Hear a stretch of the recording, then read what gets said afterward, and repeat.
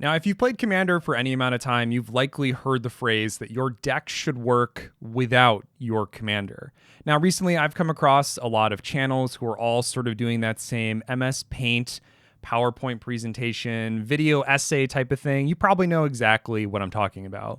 And more than once, in fact, probably at least 5 or more times, I've seen a version of this statement crop up as a video title. What's more, I've heard more and more from people in person discussing this type of concept, and I think with good reason. It's up to you as the deck builder to identify where your strengths and weaknesses of the deck lie, and that's where the classic phrase, quote, dies to removal, end quote, comes from. Now, I've seen dies to removal used in 2 primary ways. Number 1, your deck is extremely susceptible to removal spells. Maybe you don't have enough ramp or protection in order to get your game plan back on the rails once it has been disrupted. And number 2, which I think is the most commonly used form of it, you aren't running enough removal yourself, and you should consider putting in more in order to ensure that you get to accomplish your game plan. Now, I think both of these perceptions are valid. After all, it's going to be hard to win a game of Commander when your friend is running you over with a tutored out Craterhoof behemoth that you otherwise could have countered, but instead you're just running more big dumb demons in your Kaalia deck. So unlike the dies to removal argument, which I do think has some legs and merits to it, what does the your deck should work without your commander actually do for us as commander players and deck builders? Well, before I do any sort of dissection on the topic and give you my opinion, I want to focus on the positives of this statement and the good that it can do and how it can genuinely be useful, especially for newer players. After all, we all have to start somewhere, and these phrases, which have generally sort of become colloquialisms in our vernacular, have persisted for good reasons. Now, I think we've all seen or probably even played a commander who's hyper-focused on doing a specific thing. Let's use Hilda as an example for this.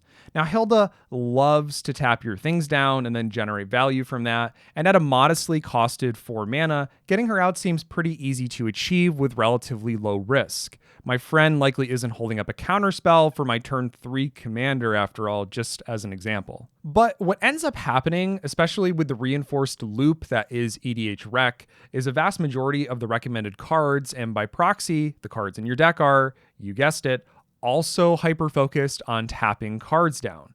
That means that in general, without Hilda, how are we forwarding our game plan? Most of the time, we're just slowing the game down without any real way to cash in, so to speak. And to be fair, the Hilda deck probably will still be a valid threat because of its ability to control the pace of the game. But what I'm actually saying here is that Hilda cannot be our only payoff for us pursuing a more control-heavy, tap your stuff down type of deck build. Or in other words, she should be contributory to the strategy, not the entire strategy itself. Piggybacking off of our last point, if our deck is not able to properly turn over its gears without the lubrication that is our commander, that presents a very typical situation of feeling all or nothing. We either have our commander out, therefore the deck is doing fantastic, or our commander is countered, single targeted removaled, or board wiped away, meaning that we're left with our silly little cards in our hand that we now feel rather silly about playing. And I think a commander that really sums up how I feel about this is actually playing Hanada Dawncrowned, which is a very powerful commander, but certain X spells which are insane and absolutely broken with our commander on the battlefield all of a sudden are rather lackluster and somewhat underperforming without the commander on the battlefield. Now, this all or nothing problem really helps us to see that supportive cards, maybe things that draw us regularly or help sustain our ramp, and can help us find wins without our commander, are incredibly important. But stick around because there are actually going to be some exceptions to this rule that we're going to discuss later. Now, if you find yourself in the situation where you must be largely focused on your commander, you'd better be running extra protection for it in your deck. The age-old Lightning Greaves and Swiftfoot Boots really aren't going to cut it in this case. If you're in blue, run your counter spells and hold up mana in order to protect your plan. Red also has plenty of redirects now and some of its own counter magic. You can also run the standard equipment to protect your commander, but also bounce spells maybe to get around single target removal, or even certain creatures that help fog the board. That way you can ensure that your commander gets to stick around. All of these are valid means of progressing your game plan while being heavily focused on your commander. I'd even make an argument that green's version of protection in this circumstance is probably excessive ramp. Most casual pods actually don't punish land ramp, so if you have, let's say, 20 lands by turn 10, then basically you can cast and recast your commander without issue, getting around the problem of having your commander removed in the first place. Now, I want to go on record here and say that everything that we just talked about, I agree with, and especially being a channel that's focused on deck building principles, it's the responsible thing to recommend. Play those accessory support pieces, run extra card draw, extra removal, and of course counter magic, play board wipes, and most importantly, be prepared to have your commander removed. It's a part of the game. It's not sexy, but you don't have to be sexy to win a game. Your deck just has to be better, more resilient, and actually it's pretty easy to accomplish, which is the best part. But what about the counterpoint to all of this? Why would someone not choose to follow this type of deck building prescription? Let's journey into the other side of the aisle. Let's take a look at a commander-centric viewpoint. Now, I've seen my fair share of comments on other videos, Reddit posts, and also real-life discussion basically stating that this issue is entirely overhyped. The classic response goes a little bit something like, well, the game mode is called Commander, why wouldn't I actually build around my commander? And to be honest, I understand completely where this person is coming from. After all, think about your typical deck building experience. I'd argue that a vast majority of the time, you get excited about a commander deck because, well, you looked at the commander and you felt like it would be fun or powerful to build around. But I think that this point misses the mark somewhat. First, I think that most people are actually running these support pieces in their deck already, but maybe not in the density that they could be or should be. I rarely have come across decks out in the wild that literally can't function without their commander. I think this is actually an extraordinarily low percentage of people, often relegated to brand new deck builders who are using literally just their own knowledge of the game and not relying on outside resources to build their decks. Second, this narrative of, well, it's called Commander, therefore I'm going to build around my commander is very dichotomous. It's sort of like saying either I build around my commander or I don't build around my commander. And that feels very disingenuous to the average person. Like, of course you're going to be building around your commander. I've never once seen a commander deck, at least in my experience, that in no way could utilize their commander. As with all things, this is much more of a gray zone. You will be building around the commander, but you should also be considering the support pieces if it's not available. I promised you guys that I would come back to this, and I think this is an interesting one. All or nothing for some people is basically a lifestyle. They love to ride the line between complete domination or utter self-destruction, and admittedly, some of my own decks are the exact same way. For instance, I love Ovika, but she can be extremely susceptible to counter magic, and oftentimes I do need a full turn rotation, in my casual pods at least, in order to close out the game. But you bet your ass that once I do get my full turn rotation, the game basically ends on my turn, or the ravages of war are so extreme that the game collapses in the next couple of minutes. And that's extremely fun for me, being able to just burn the board down extremely quickly and blow the game out in one turn. But that comes at the cost of being extraordinarily reliant on my commander. But I like that playstyle. Now, the same is true for Winota, which is a literal CEDH commander because of how powerful and stacksy that she can be. I've heard many different people express that they will never play the deck simply because it's very much an all or nothing type of playstyle. She runs a bunch of humans that don't have any particular synergy with themselves, or maybe like a Thopter producer to ensure that she gets to trigger Winota, but they don't really do much without Winota on the battlefield. One look at her EDH rec page can be a little bit confusing. It's about the critical mass, the extra combat, and also preventing your opponents from playing the game just long enough for you to accomplish your goal. but despite the rather disjointed appearing deck lists for Winota, it works extremely well. So much so that she is still the 75th most built commander of all time and is still seeing present play in competitive pods of Commander. I think that we're all starting to see that this issue is a little bit more complex than just building a deck to function without your commander. So much more goes into that phrase than originally meets the eye, but let's tackle a criticism that I've seen crop up time and time again. So you sit down at your table, your new pod, and you look around and everybody's playing a Reanimator commander, but maybe they're using different color choices for their style or flavor of Reanimator commander. Now, there's going to be some overlap, despite that, largely with the black and also white colors, respectively. Each deck has at least one of those components. And as the game goes on, you see a bunch of cards that work well, yes, without your commander. Maybe you tutor to the graveyard or have some great reanimation spells or targets. Your Toxic Deluges, your Teferi's protections, many of the same targets like I mentioned, etc. You didn't need your commander to realize at all in Spirit that pretty much all of these decks are the same. And to be completely honest, most of the cards that were used cropped up time and time again, all within the same game, all within your same pod. And this can be really unsatisfying for some people. How do you ever get out of the recycled card hell that you found yourself in? You probably start by cutting a lot of the standard reanimation pieces and also reanimation targets. Maybe you even go whole hog into it and focus just around your commander, or you run a very atypical commander in efforts to try to play colors not typically associated with the thing that you're doing. What you're doing is searching for novelty. You're trying to avoid the over-homogenization that you see happening at all of your tables. But in doing so, the deck priority is uniqueness, not function, which is just a different way of saying you're willing to sacrifice consistency for fun and flavor.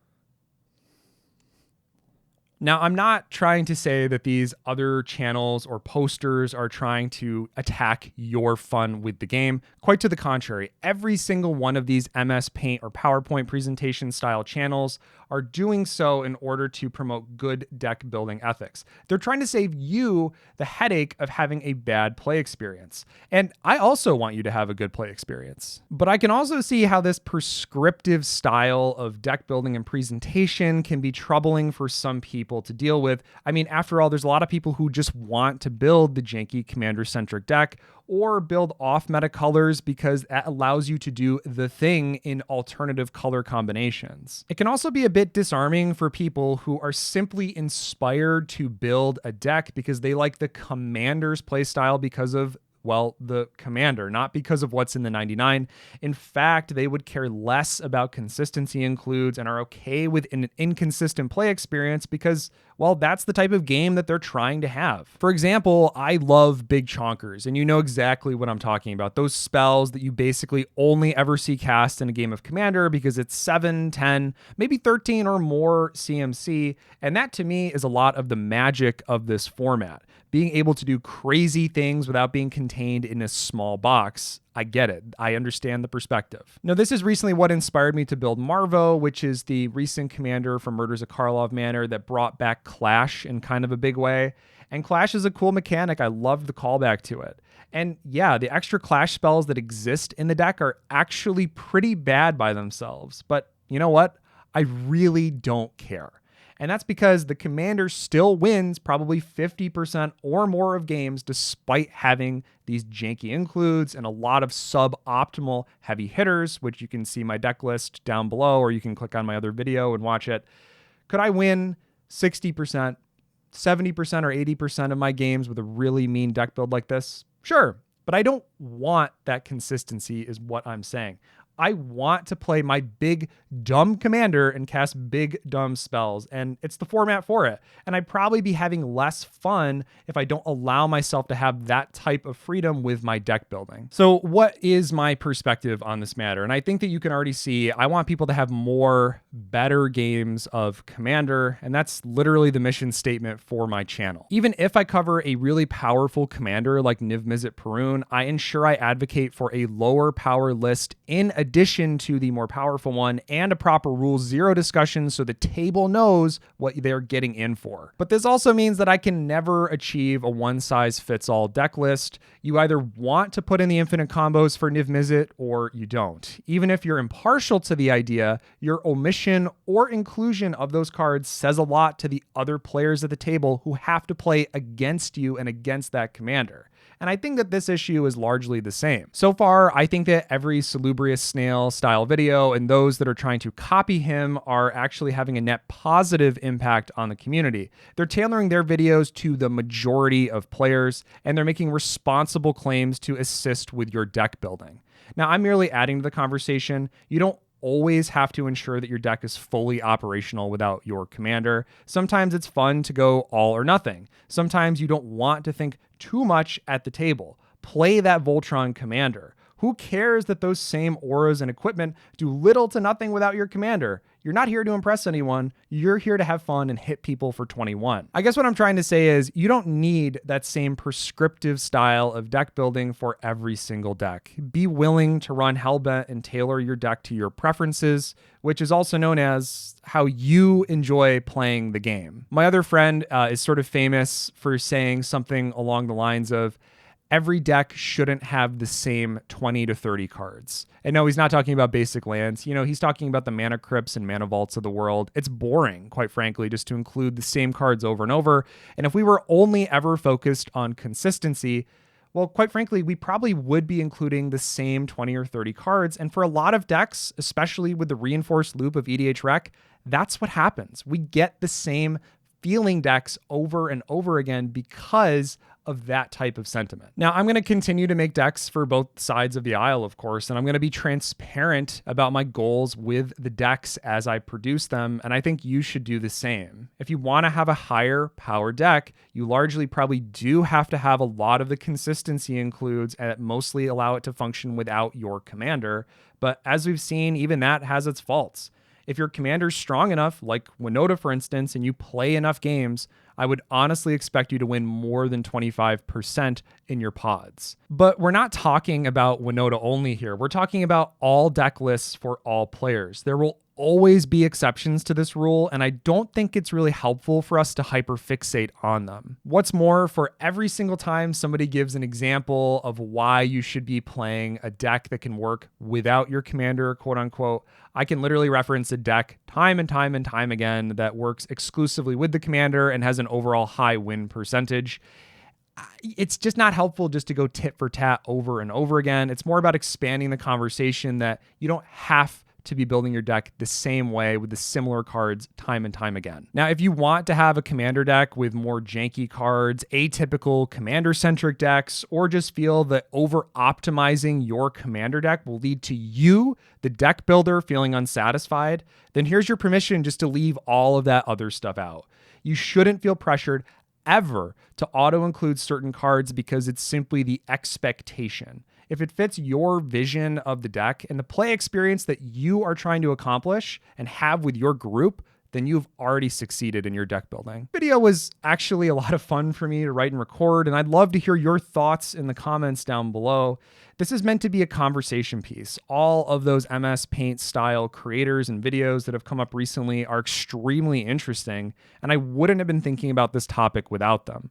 I'd encourage you, of course, to go check out Salubrious Snail's video on this topic if you haven't already. Their channel focuses primarily on the philosophy behind decisions, more so than in-game interactions and decisions or deck building guidelines per se. And as always, be sure to not subscribe to my channel.